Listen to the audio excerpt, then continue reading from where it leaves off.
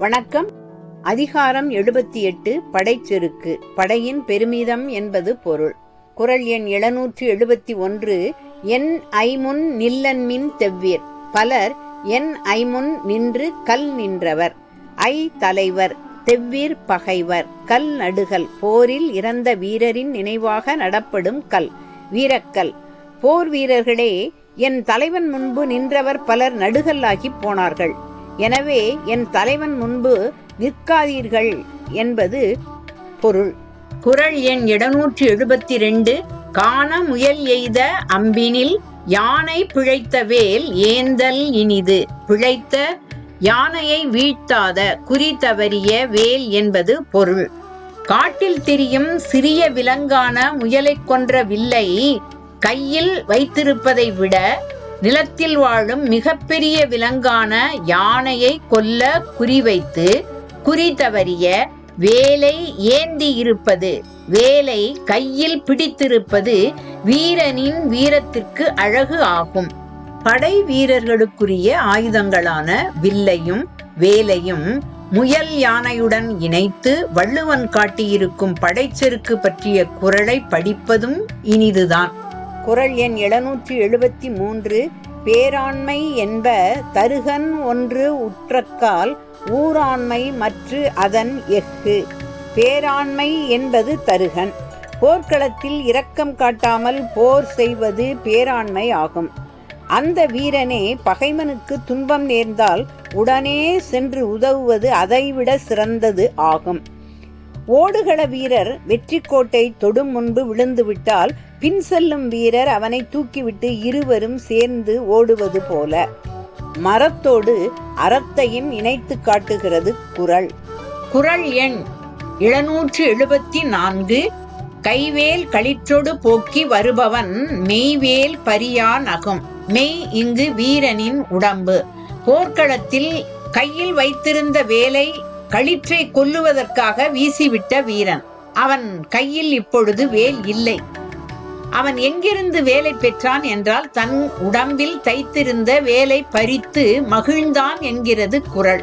இங்கு படை வீரரின் வலிமைக்கு எடுத்துக்காட்டாக அமைகிறது இக்குறள். குறள் எண் 775. விழித்த கண் வேல் கொண்டு எரிய அழித்து இமைப்பின் ஓட்டு அன்றோ வன் கணவர்க்கு. விழித்த கண் பகைவரை விழித்த கண், இமையாத கண். அழித்து இமைப்பின் கண் இமைத்தல். ஓட்டு ஓடு ஓட்டு, வீரனிடம் தோற்று புறமுதுகு காட்டி ஓடுதல். வன்கணவர் வீரன். பகைவரை சினம் கொண்டு விரிந்த பார்வையால் பார்த்த கண் பகைவர் வேல் கொண்டு எரியும் பொழுது இமைத்தால் விழிகளை மூடி திறக்குமானால் அது பகைவரிடம் புறமுதுகு காட்டி தோற்று ஓடியதற்கு ஒப்பாகும். போர்க்களத்தில் விரிந்த பார்வையால் பகைவரை விழுங்கிய வீரன் பகைவன் வேல் கண்டு கண் இமைத்தல் என்பது படைச்செருக்குக்கு பொருந்தாதது ஆகும். குறள் எண் 776. விழுப்புண் படாத நாள் எல்லாம் வழிக்கினுள் வைக்கும் தன் நாளை எடுத்து. விழுப்புண் போரில் வீரன் முகத்திலும் மார்பிலும் பட்ட புண் ஆகும். வீரனுக்கு விழுப்புண் படாத நாட்கள் எல்லாம் நாட்டுக்காக தன் வீரம் பயன்படாத வீணான நாட்களாக கருதுவான். குறள் எண் 777. சுழலும் இசை வேண்டி வேண்டா உயிரார் களல் யாப்பு காரிகை நீர்த்து. சுழலும் பரந்த பரவும் இசை புகழ். வேண்டா உயிரார் உயிரை பொருட்படுத்தாத வீரர். களல் போர் வீரர் காலில் அணியும் அணிகலன். யாப்பு பிணித்தல் கட்டுதல். காரிகை அழகு. நீர்த்து தன்மை. பரவி நிற்கும் புகழை விரும்பி தன் உயிரை பொருட்படுத்தாத வீர மறவன் காலில் கட்டியுள்ள வீரக்களல் அழகு மிகு தன்மையதாம் என்பது பொருள். குறள் எண் 778. உரின் உயிர் அஞ்சா மறவர் இறைவன் செரினும் சீர்குன்றல் இலர். போர்க்களத்தில் தன் உயிரை குறித்த அச்சமற்ற வீரன் போர் மறவன் தன் தலைவன் தன் மன்னன் தடுத்தாலும் வீரன் நினைத்ததை நிறைவேற்றும் வீரமறவன் ஆவான். குறள் எண் 779.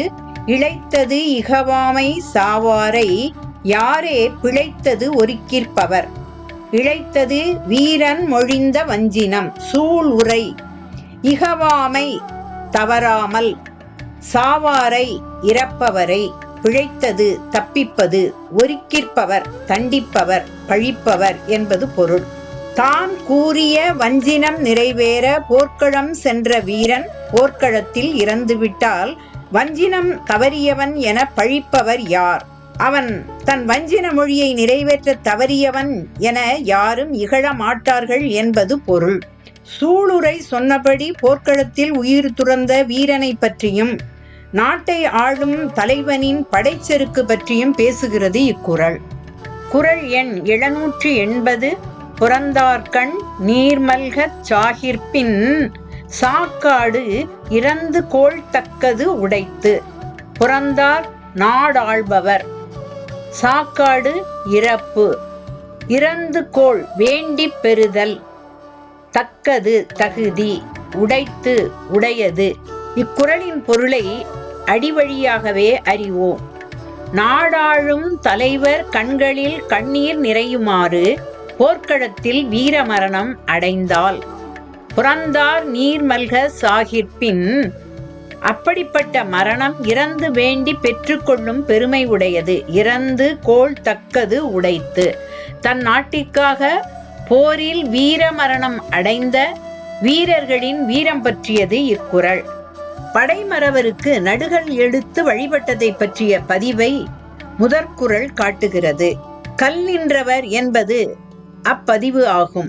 சங்க இலக்கியத்தில் நடுகள் என 16 பதிவுகளும் நடுகல்லின் என 2 பதிவுகளும் உள்ளன. அவை எழுத்துடை நடுகல்லாக இருந்தன. அந்த நடுகல்லை பீலி சூட்டி வழிபட்டனர். பீலி சூட்டிய பிறங்கு நிலை நடுகல்லாக இருந்தது. நடுகல்லுக்கு பீலி சூட்டுவது மட்டுமல்ல, அதை கை தொழுது வழிபட்டனர். நடுகல் கை தொழுது பரவும் என புறநானூறு காட்டுகிறது. தன் நாட்டுக்காக நாட்டு மக்களுக்காக உயிர் துறந்த அஞ்சா மறவர் பற்றிய இலக்கிய பதிவுகளை கொண்டது படைச்செருக்கு என்னும் அதிகாரம் ஆகும்.